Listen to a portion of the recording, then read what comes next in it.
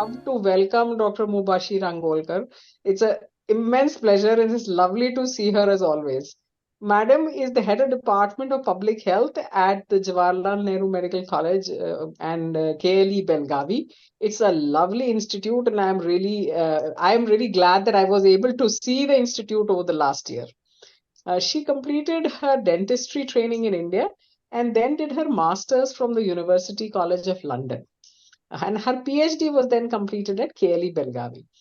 She's trained in pediatric clinical bioethics as well as public health, dentistry, and she's also now pursuing her MBA in strategic management. So she's really a multifaceted person and definitely teaches you that the learning continues forever. She's currently the principal investigator for three really prestigious grants, one from ICMR, one from the Department of Science and Technology, and another from the National Institutes of Health in the United States. She has 8 PhD scholars working under her supervision and has 92 publications. That's an impressive number under her belt. And definitely, there's no one better than her to talk about how to read a scientific paper. And this is the first step of actually writing a good scientific paper. So, thank you so much, ma'am, for joining us today. Thank you so much, Dr. Pooja, for a very glamorous introduction. I felt I am not me, I'm someone else. But thank you. Pooja is a very dear friend also, so all participants don't get over impressed. Friends ka ek apna hota hai. So I'm glad here. Thank you so much for giving me the opportunity to address to your students. I'm seeing they are still joining, but nevertheless, we will start. So hello to all of you. And I hope today's paper, or rather today's presentation, will make you critically think. Whenever you read anything, your critical thinking is activated. You remember me and think that, I'm not just going to read it, I'm going to read it the way she told us to read it. So, Ma'am, can you mute everybody else? Request everybody to please. Request all the non-speakers to mute their mics, please.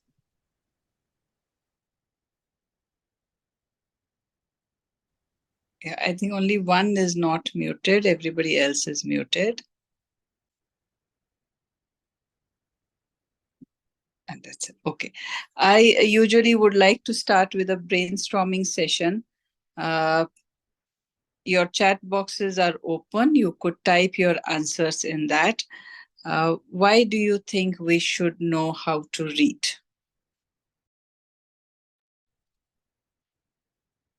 And we are getting some answers here.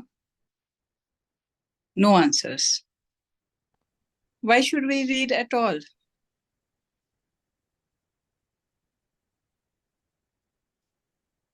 Am I audible? Yes, you're audible, Dr. Mubashir. Okay, I thought for a moment maybe they can't hear me because nobody's typing anything. So I guess it's more to understand things. More, yeah, somebody's saying. Yeah, somebody's saying for better understanding of current research and relevant topics. You are right, Muhammad Anas.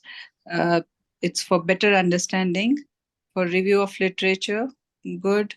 But nowadays we get so much to read in newspapers, in articles, WhatsApp messages, Twitter, any social media or print. There is so much that you read.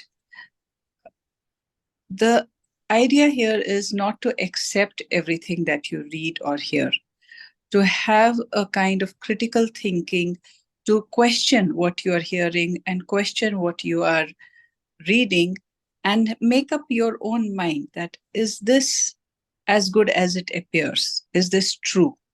That is the whole idea of why we should learn on how to read. And here in this today's lecture, I am focusing on reading scientific papers. So yes, it is, Dr. Homera, can you go to the next slide? Yeah.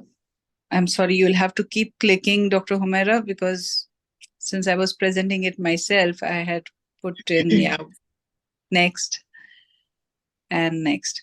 So yeah, it is a mandatory skill for us to learn how to read, so that whatever is in front of us, whatever is thrown to us, you question it, whether it is the truth, whether whatever information is given. Rosalind, Please hello, mute. please mute. Participants, kindly mute yourself. Okay, there you are. So, Dr. Humaira, next slide, please. The learning objective for today's presentation is that we will have a checklist so that we can critically appraise any scientific literature that is in front of us. And then we will also look at some common errors that usually authors do. So what are we doing here? We are assessing and interpreting evidence through a systematic consideration of its validity and relevance to the objectives and results. What does this mean? I want the students to kind of dissect this definition of critical appraisal, that whenever you read anything, you are taking your own meaning out of it, right? You are interpreting that evidence. So that interpretation should be not random. You read a little bit of the beginning, a little bit of the result, and okay, this is what it is. It should not be like that. It should have a very systematic consideration while you are reading to look whether the results are valid and are they relevant to the objectives of the study. So the objectives of the study and the results should have relevance among themselves. We read a lot of articles where they have a different objective. This is somebody continuously who needs to really unmute or please log out. Vikas, Mr. Vikas, please mute yourself. कुछ दिन में चले जाएंगे तो कोई वो नहीं है, बाकी देख लेंगे। अभी हम कोई Can you log them out, Dr. वो तो Humaira? कभी भी Humaira, you can exit them. Doctor से होके भी ताज को मिला ना आज Saturday. Exit them.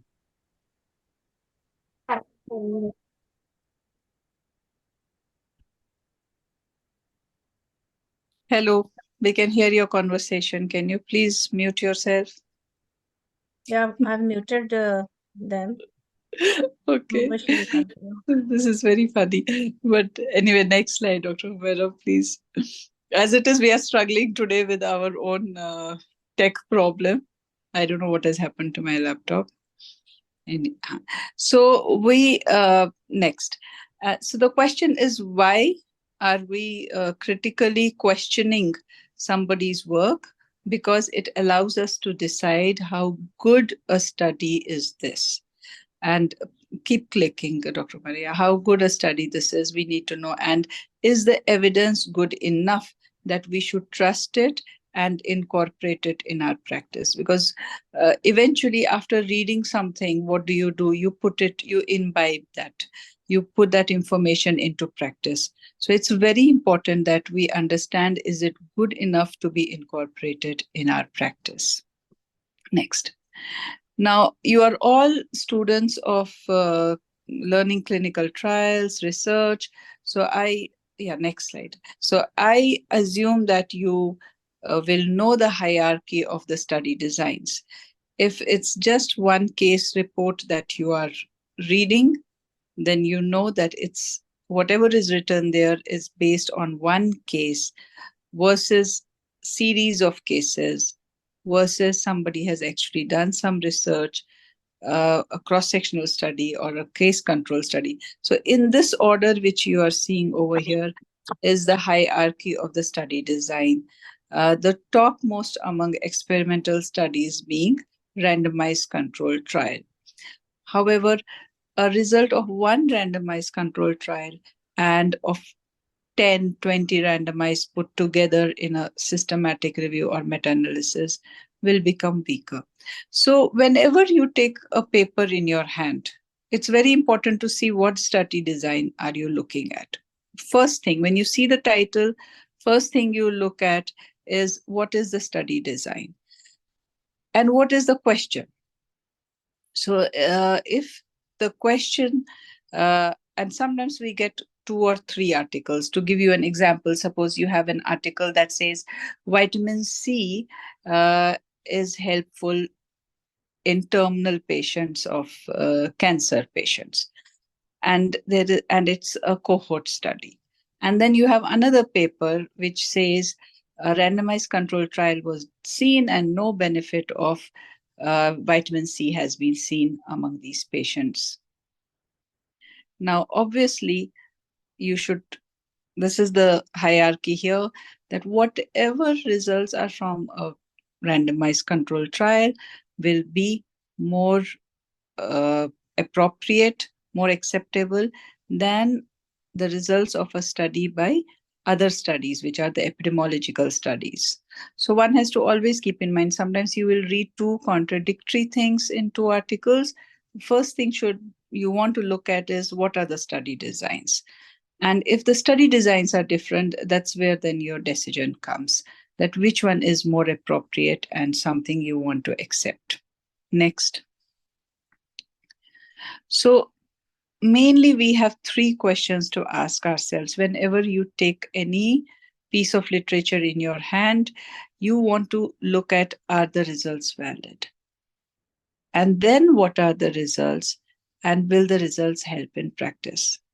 Now, because I am a little handicapped here with my tech thing, in my class, I always ask my students, do you think that the order of these 3 questions is correct? Or would you change the order? And 99% times the students want to say that, ma'am, we'll change the order. The order should be, what are the results? And then you look at, are the results valid? Because of the technical issue, like I won't be able to have a dialogue with you people. So I will tell you straight away, the order is absolutely correct. Please, whenever you take any article in your hand, any manuscript in your hand, do not jump at the results. Do not look at the result. What are the results does not matter. Because you want to know whether the result, whatever it may be, whether it is correct or not. So what are you going to do? You want to assess the validity of the results. How do I assess the validity of the results? The validity of the results, next, Dr. Humera. And next. The validity of the result is assessed by looking at the study design, the methodology part. So whenever you pick an article of your interest, you read the introduction to know whether you're interested in it, and then your whole attention should be on the methodology part.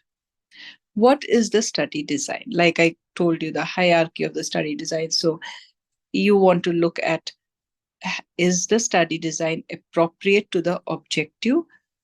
The first paragraph, which is the introduction paragraph, always ends with last 2-3 lines telling you what is the objective of that study. Some articles may have objective written, but most of the papers we write, we don't write specifically objectives. The introduction ends in the end with the last lines telling you why this study was taken up. So that is the objective of the study. And what you want to see now, first thing first, is whether the study design used is appropriate to the objective. We'll come back to this slide. Dr. Humera, if you can take me to the next slide and then get me back to this slide. Yeah. So this is what I want you people to remember. If you are looking at any cross-sectional study, descriptive studies, that is cross-sectional study, then you know that this study is only going to generate a hypothesis. It's not going to put down any facts. Cross-sectional studies do not give us facts. They give us scientific hypothesis. They generate a hypothesis for us. However, the other epidemiological studies like the case control, the cohort study, they are analytical studies who test that hypothesis and give us an answer. And the experimental studies help you to accept or reject the hypothesis finally. So whenever you take an article, no, we'll go to the next slide, Dr. Humera. Next, and then we'll come back to this one. Yeah. Whenever you pick any article, this is a framework that you have to keep in your mind. Now, I'm sure many of you are familiar with PICO and PICOT. If you're not familiar, let me say over here, in PICOT, P stands for population, I for intervention, C for comparison, O for outcome of the study, and T for time. So here you will see under the descriptive studies, case report, case series, cross-sectional, which is like a survey, or qualitative studies, only two things, rather three. This is, sorry, this should be updated. Not only PO, POT, population, outcome, and time. Only these three things, information you will get from these studies. Whereas if you are doing experimental, if you're looking at an experimental study or an analytical study, then this complete information of PICOT should be there in the study design. So always whenever you're looking, if it's a cross-sectional study, okay, this is going to generate a hypothesis. But if it's a case control study or a cohort study, then there is going to be a comparison between two groups. So in that PICOT, population, intervention, comparison. If it's a randomized control trial, there's going to be a comparison. That's why the C is missing in POT. There is no comparison and intervention in the descriptive studies, whereas in analytical and experimental studies, the whole PICOT. So your objective, you have to break that objective and see if they have a PICOT formulated in there. And if they have a PICOT formulated, you decide now which would be the most appropriate study design to answer this question. I will go back to the 2 slides earlier. Here, yeah. So first thing, when they say well begun is well done. So if the study design is not appropriate, now if I want to look at a prevalence of a disease or burden of disease, that is a survey I have to do. So it has to be a cross-sectional study. If I want to compare and see if an exposure leads to a disease, then it has to be a cohort. If my objective is saying that the disease is already present, but I'm looking at the etiological factor, then the study design should be case controlled. And like we said, to accept or reject the hypothesis, that is final, whether a particular intervention works or does not work, that will be an experimental study. So this kind of a checklist you have to always keep in your mind, and this is the first thing that you look when you take any paper. If the study design is not appropriate to the objective or the research question that they have put, you do not need to spend another second of yours on that paper. You can just reject it outright. So this is like 50% of your work done, that whether I should be reading this paper further or not. The research design has to be appropriate to the objective, to the research question. Now, if you're satisfied with it, the research design is appropriate to the research question, then you go forward. Then you look at, have they identified all the variables? Are all the ethical issues addressed over here? Is informed consent administered? If it's among pediatric population, has the consent been taken? Do they have an ethical approval? Have the IRBs and the concerned authorities given them permission? You look at all these things once you're satisfied that the research design is appropriate to the objective. If it's a study that needs pilot testing, you also look at whether a pilot test has been done or not. So we are focusing on the methodology to know whether the results, whatever they may be, we don't know what the results are at this point, but whatever they are, whether they will be valid or not, you focus on the methodology part. Next. So for next and next. Yeah. So further, after you are satisfied with the study design, that it is appropriate, the most important second thing you look at is the sample size. Now, if they randomly, if in the article it is written, we had a sample size of 500 or we took a sample size of 420 without giving you any explanation that from where the sample size was calculated. So what you really want to read is, if it's a cross-sectional study, they'll tell you a sample size of so-and-so was calculated by using this formula. If it was a cohort or a case control or an RCT, you want to know that how much was the power, how much was the error that was adjusted to, and what was the sample size calculated. So if they write 90% power with an error of 0.5%, the sample size was calculated. Now it makes sense. So they have done the right way of calculating a sample size, and sample size is correct.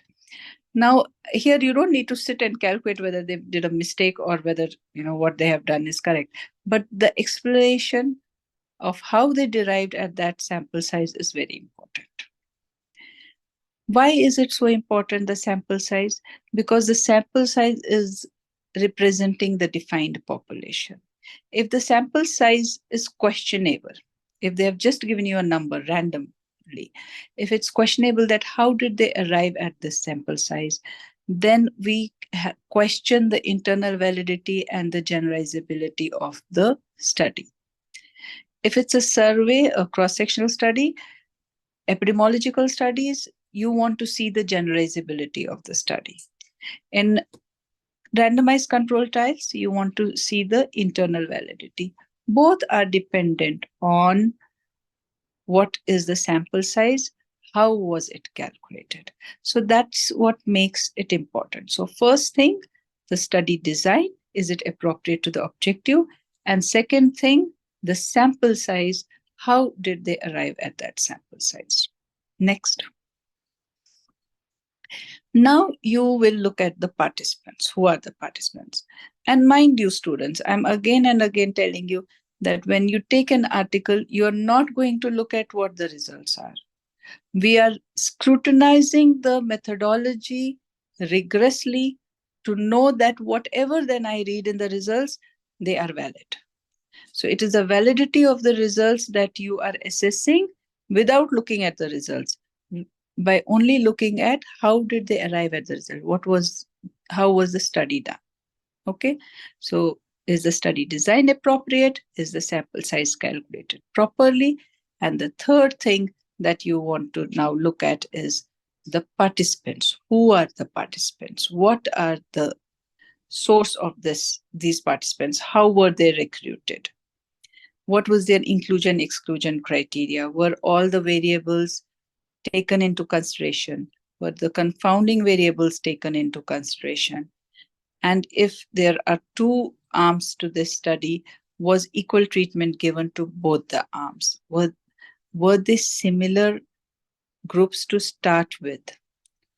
Now here, interestingly, again, depending on which study design it is, because cross-sectional study does not have more than one group, it's a single group study.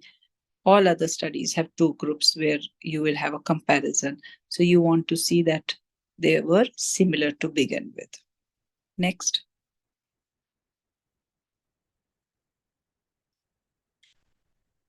Yeah. So then you want to see that once these participants were recruited, how was the data collected for these participants? What was the primary outcome measured? The primary outcome measure means the instruments used to measure the outcome, what they wanted. For example, if they wanted to say see postpartum hemorrhage. So postpartum hemorrhage earlier, they would look at the swabs and cotton swabs and gauzes, how much was utilized. That's a very subjective way of saying how much blood loss is there. But now they put drapes and collect actually the blood in calibrated drapes and see. So it becomes a very subjective, it becomes a very objective way of measuring how much blood loss is there. So you want to see objective versus subjective kind of uh, data collection, how it has been done. So whether these tools that were used, the outcome measures are the tools that they use for measuring the outcome, the dependent variables. So when we are looking at for measurements, recall or classification, you want to see whether there is no kind of bias, measurement bias or classification bias. That is what is in your mind that you want to primarily look at. And you want to see whether the exposure accurately measured. You want to also know that whether there's a temporal relation, is the exposure preceding the outcomes. So you want to read these things in your paper, that whether they have mentioned it all or not. And then who were the data collectors? Were they trained? Were they calibrated? Even the data collectors, the examiners who are collecting the data, should be calibrated. It's not one person who's going to collect the data. Many of them are going to go in the field. So did all of them receive the same kind of training, and were they calibrated? You want to read all this in the article to know that the study was done sufficiently well designed. They carried it out, implemented it well. Next. And the duration for how long the data was collected. And in case of cohort and randomized control trials, you also want to read when the follow-up was done. What was the duration of the follow-up? How many times the follow-up was done? Okay. Next. So this basically is the most important chunk. Yeah, the most important chunk where you assess whether or not. Last paragraph of methodology, statistical aspects are written.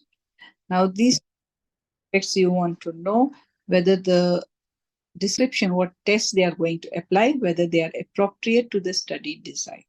So it's a cross-sectional study, then they are looking at proportions and percentages. If it's a case control, odds ratio. If it's a cohort, then they are looking at relative risk.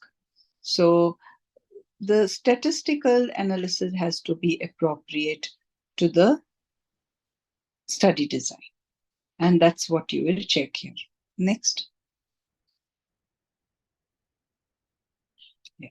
Now, a mention in particular if this study design is a randomized control design, because then it's a little different from the other study design. So here you want to know in detail about the intervention, when it was done, how it was done.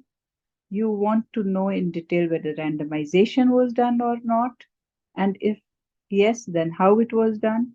And also you want to know whether blinding was done or not. So in particular, when it's a randomized control trial that you're reading, this is the things that you want to know, which will not hold true for others. One more click, and there you see number needed to treat. So in a randomized control trial, when I'm doing sample size calculation, it is based on number needed to treat. So this does not hold good. These 4 points do not hold good for other types of study designs. They are only for when you are reading a randomized control trial. So in their sample size calculation, did they look at number needed to treat?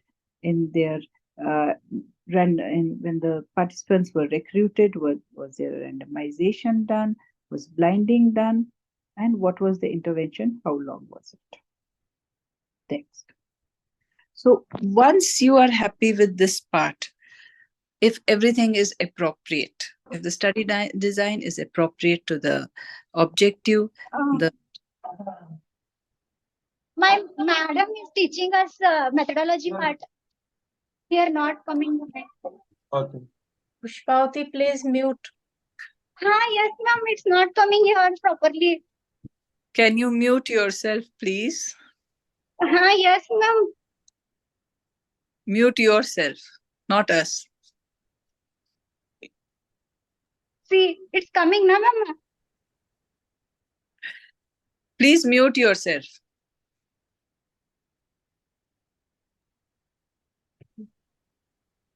Good morning. Good afternoon. Morning. Can you please help her mute herself? She's not able to Yes. mute. No. It's muted. Okay. Thank you. Thank you very much. I know it's boring to only listen, but because I am now taking it from my mobile, not from my desktop, I'm sorry, I'm not able to make it a dialogue. You will have to bear with listening me from one side, okay? So just a quick recap of what I said, that when you take a paper, do not rush to the results.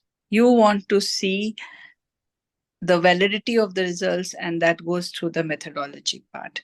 Now, when you are satisfied, now you can look at the results. And what will you see in the results is you want to look at the baseline data. You want to see if they have a participant flow. So if it's a randomized control trial, then you want to see the consort flow chart that they have put. So you want to see that a diagrammatic representation of how they did the study and how the recruitment was, and whether there was a satisfactory response rate achieved or not. If the response rate is poor, then you have to start looking for reasons why, whether they should provide those reasons over there, because that will affect the result of the study. Next. Now you want to, when you come to the result part, you look at what kind of statistical test was applied, and the result is usually p-value and confidence intervals. Now, again here, people, different authors, they like to show highly significant. So, they will say p-value was equal to 0.00001 and hence it is highly significant. So a point of caution here, whether the p-value is 0.01 or it is 0.000000001, there is no difference. It just says that your values are significant, your findings are significant. And if it's not, then it's not significant. So there's nothing like highly significant or low. So that is the work of the p-value and how it should be interpreted. And the confidence intervals should be provided. It should not be that only p-value is provided and, story over. Then that means they saw that p-value is significant, confidence interval is not. So the rule is, if something is not mentioned, then we take it that it's not done. And if it's not done, then it's an incomplete information. Next. You want to also see in results that the tables and graphs are appropriate to the data that has been shown. And here, usually now the trick is always add up again. They never give the total at the end. And then you see that it doesn't add up to what the sample size was mentioned to. If your results are not on the sample size that was calculated, is required. Now, the only way here is again in their statistical analysis, if they are adjusting to that. If they are telling that, okay, this we did not meet the sample size, so we did bootstrapping or we did some other regression analysis or something to overcome the flaws. But if they have not done it, then again the results will not be valid. So many a times, when you will add up, you will see that it does not match the sample size that they had set out to achieve. And that affects the results of the study. So again, the results become questionable. Next. Yeah. In case of a randomized controlled trial, when you're looking at the results, you want to see whether intention to treat analysis was done. So a mention, a sentence saying that intention to treat analysis was done. I will explain to you what it means. It doesn't need to be explained in the paper, but this statement made that in analysis, intention to treat analysis was done is important when a randomized controlled trial is being reported. Intention to treat analysis means there is going to be attrition, there's going to be loss of follow-up. Then these people who were lost to follow-up or who missed from the final data, they have been added in the negative impact result. Because in a randomized controlled trial, even one person, if let's say had a serious adverse event, then it's an important finding. But if we have an attrition, if we have lost to follow-up, we don't know whether it was a serious adverse event or just an adverse event or nothing. They moved on to some other place and we don't have them, but we don't know what happened to them. So intention to treat analysis puts all those the sample which is lost under negative results, hence amplifying the negative result. So in spite of that, if our results are positive, then you know that the hypothesis can be accepted. In a randomized control trial, that's the important thing. So during their results, they have to do analysis of results. Intention to treat analysis has to be done. And what you are looking for is how large is the treatment effect. How precise was this estimate of treatment effect? That will come only if confidence intervals or confidence limits are provided. Only then we will be able to assess that. Next.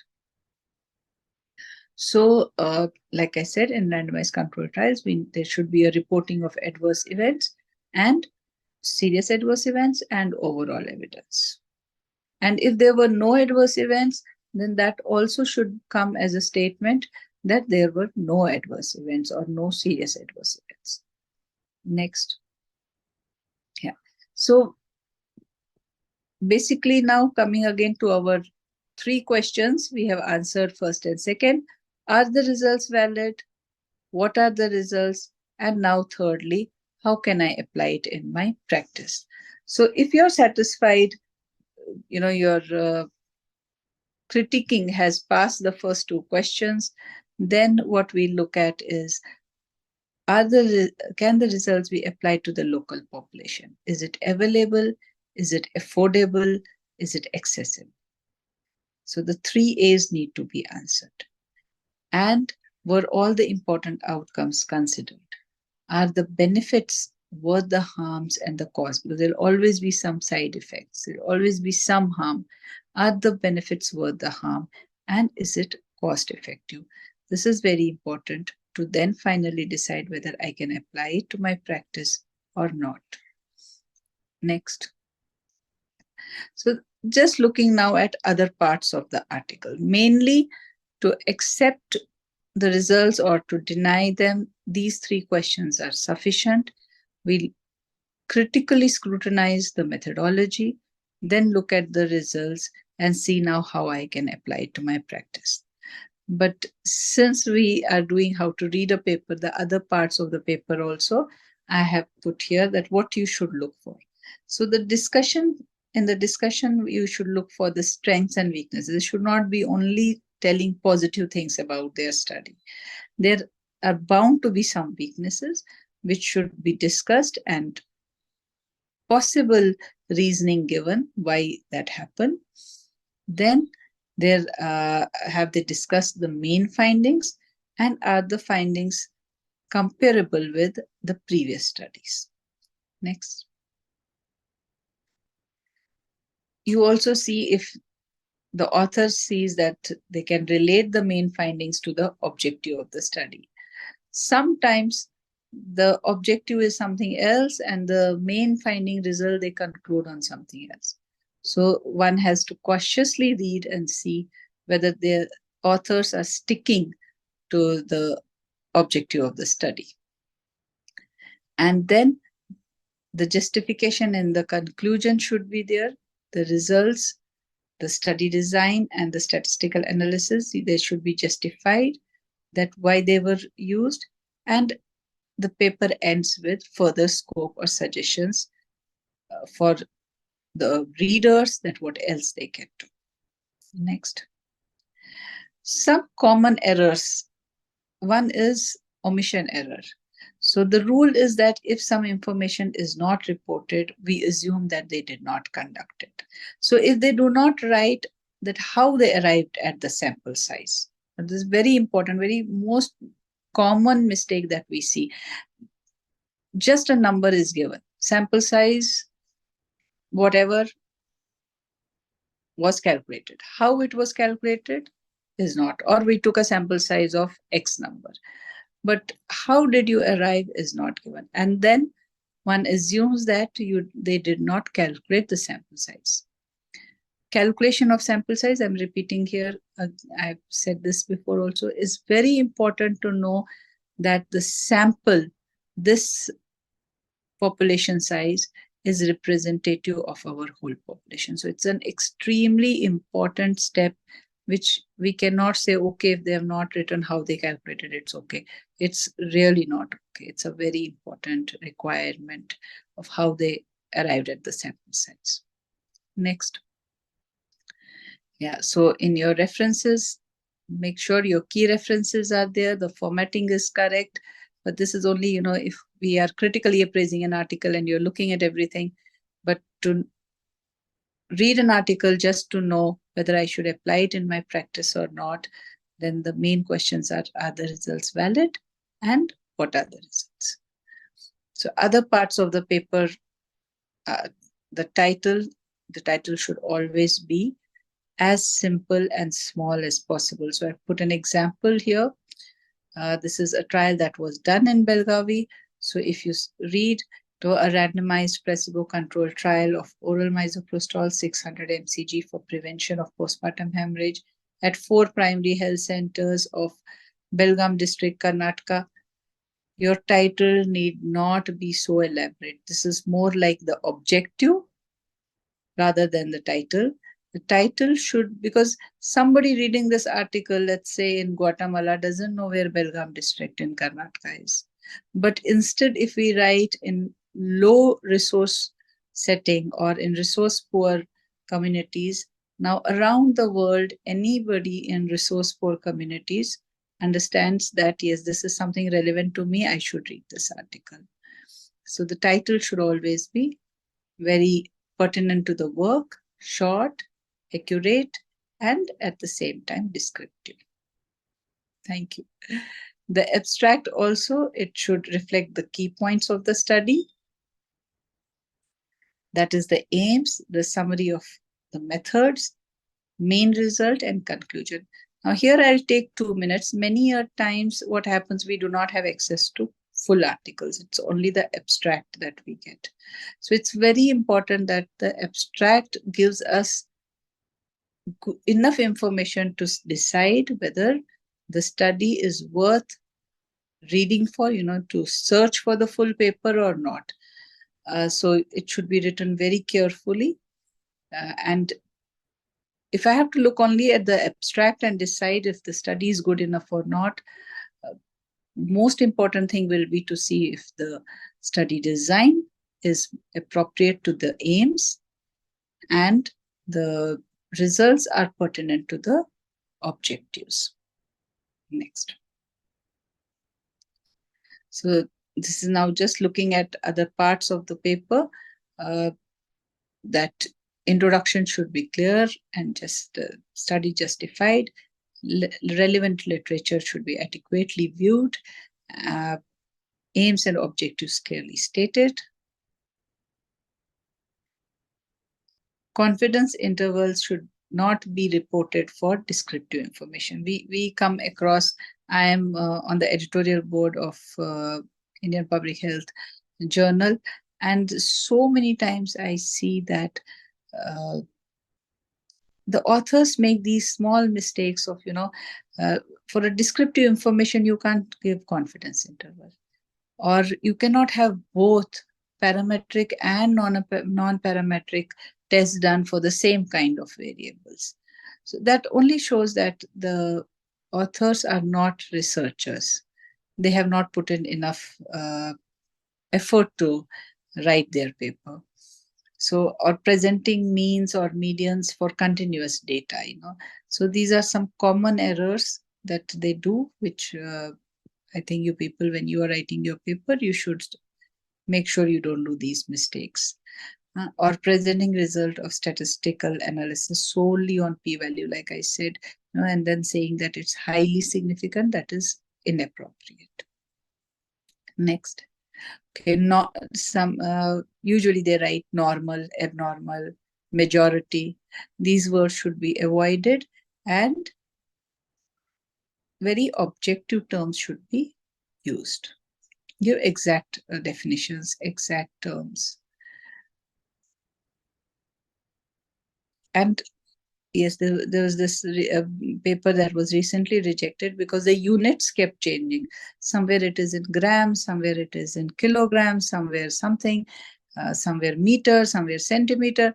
The units of measurement need to be uniform throughout the paper. Next. Keywords are important. Please put in a lot of effort in making your keywords when you are searching articles so that you don't miss good ones. In a paper, it's very important to have acknowledgement, information about the authors, their they should declare whether there is any conflict of interest, and who sponsored the study, and the acceptance and published dates. Because now publications sometimes are very late. So, it's accepted in 2000 but published in 2008. Then the data is 8 years old study. So it's very important to look at these little parts of the paper also to judge whether the results are relevant to today and whether I can apply them to my study. So with that, I finish this, and your take-home message note is that you should not accept just anything that is put in front of you. You have to, I again repeat, you have to critically look at the methodology part. And if you're satisfied with the methodology, then whatever the results may be, positive or negative, they are to be accepted. Thank you. Yes, students can go through these references. My today's presentation was based on it, and this is what my today's presentation was based on. And there's a very interesting assignment. I can go to the next slide. At British Medical Journal, they have a assignment. If you can do this, it will help you understand better. Thank you.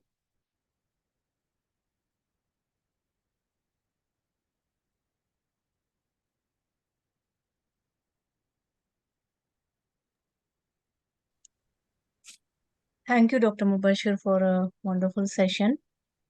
So I would request students to come forward for any questions.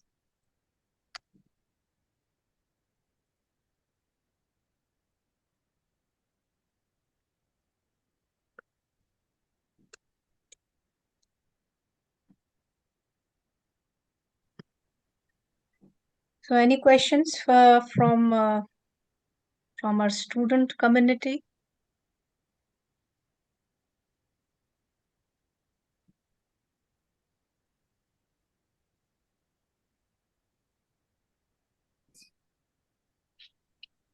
Thank you for your patient listening.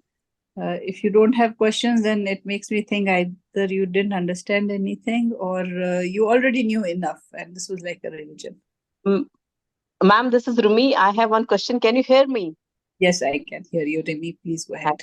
Nice to see you, ma'am. Nice presentation it was, and lots of learnings. And I'm also from Apar. So Lovely. I have these questions, you must be having, many people must be asking this question. Like, what is the influence of AI on scientific writing and An excellent question. Actually, when I was thinking about today's presentation, I've been on a small work come fun break. We had our conference at Manali. I've just returned from there. And we talked a lot over there about technology incorporation and AI and the wonders it is doing. So I would say please embrace it and embrace it carefully, but there are you cannot deny. So what I taught today, probably if the students know the right questions. So I was basically, my objective today was to not accept everything that is given to you, critically appraise. Now if you go to chat GPT and then write the same question, like what is the validity of this, or how to calculate the sample size, what should be the sample size for a cross-sectional study, it will start answering you. But the point is, do you know the questions? So AI is very helpful, but if we know the questions. okay. And also remember that it's evolving, so it's not yet so appropriate depending on which AI platform you're using. We were approached by a company who wanted our students to do data collection live on their AI, and it was like, they were reforming their software, and we had some trick questions, and it also gave wrong answers. So it gave a lot of right answers, it told a lot of things correctly, but then so it needs to evolve. So it depends on which platform they are going to. See, now Google Lens is pretty developed, so anything in Google, they are much evolved. But if you are taking some small AI just launched, now everybody is trying to make. So again, it comes to the same thing, that you should know what to use, where to refer. And if you're using the right platform, then it can be a tool that will support and help you. Okay, ma'am. Okay, that's great, ma'am. Thank you so much. Thank you, ma'am. Thank you, Devi.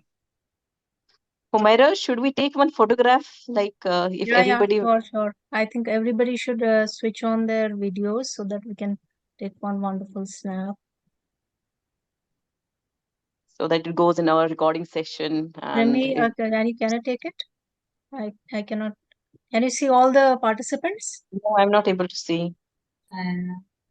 I think there is something called. Yeah, some of them are still. View. There is some. Yeah, this is Yes, another.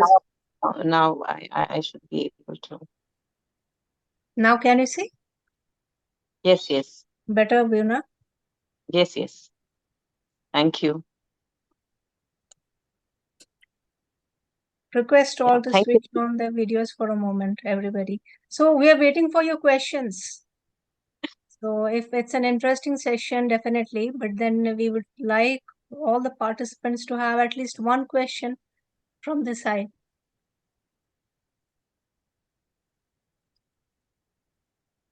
Ma'am, I have one question. Yeah, sure. Yes. Nowadays, some review articles are considered to be good who have references more than 100, more than 150. So how to find those good references for the review articles? Repeat that question. It broke in the beginning. Okay, ma'am, I was saying that if we have to write the good review articles to be published in the journals, they always recommend that each review article should have 100 plus or 150 plus references in it. So how to find those adequate references for the article? So when you're doing a review article, first and foremost, 100 or 200 is not important, because even if you review 100, 200 articles, you're going to critically appraise them, like what I did just now, for validity of the study. And once you see that they are valid, only then you will include them.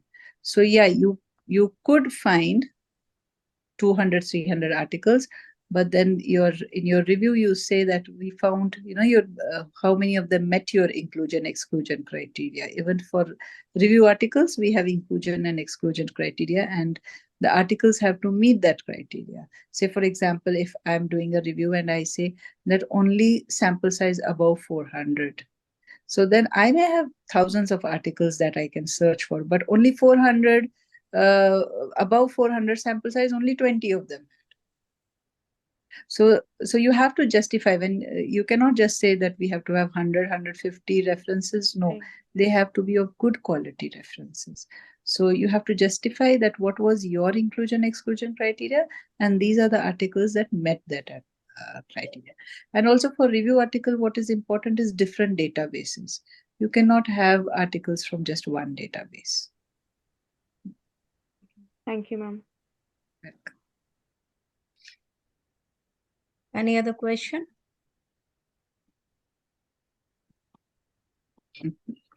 Quite a few of them have still not turned their cameras. This is one Cameras. thing about, online. We could be comfortable in our pajamas and just sitting watching, so we don't want to turn on the camera. I get it. Yeah.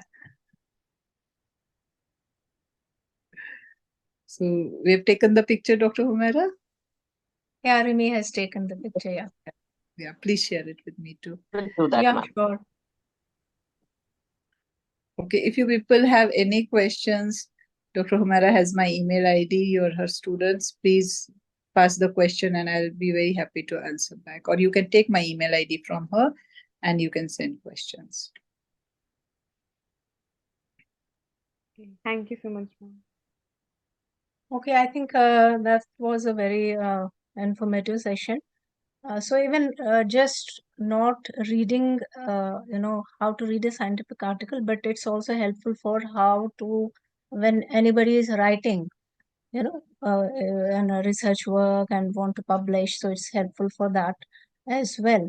So they should understand what are the different sections and how to and what kind of information is to be put in each section and how it would be acceptable. As we already know, there are certain standards to be followed if you want to get your articles published.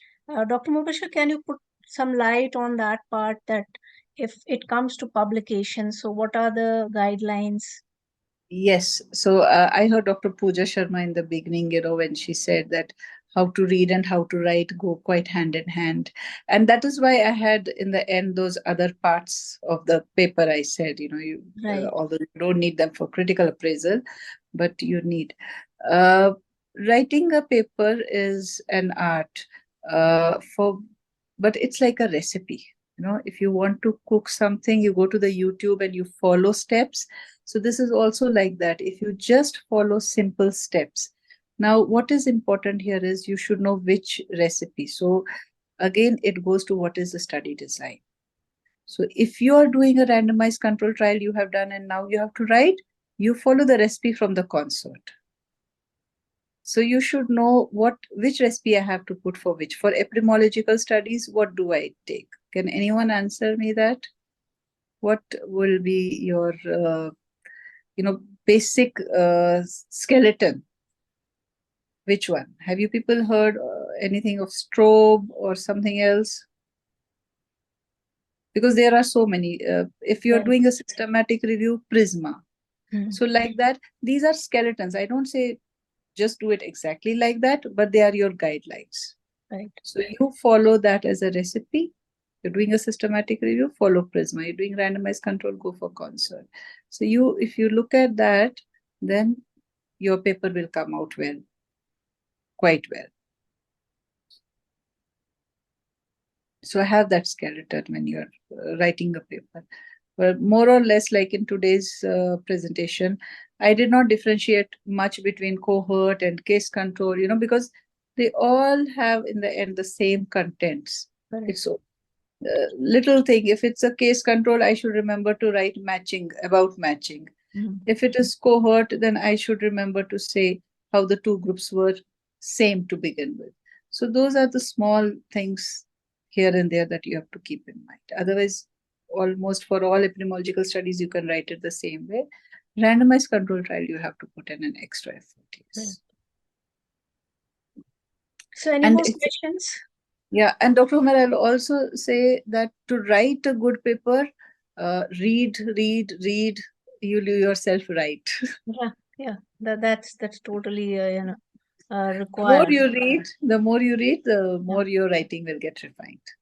So generally, when we start with reading, and then only we come to know that what to write. That is something I don't know. Nowadays, students are skipping this part that they should read more, but that definitely helps. That is Reading. the kind of you can say the starting. You see, even if we have a research question in mind, or we want to research, we want to have some setup for the study. So definitely, where will it come from? It will come from when we read more, when we research, when we know more. Then only we can come to some kind of a question which we want to implement. That is the basic pattern we should be following. In fact, this is the holy month of Ramadan, and the first words that were relieved from Quran was Ikra, and it meant read.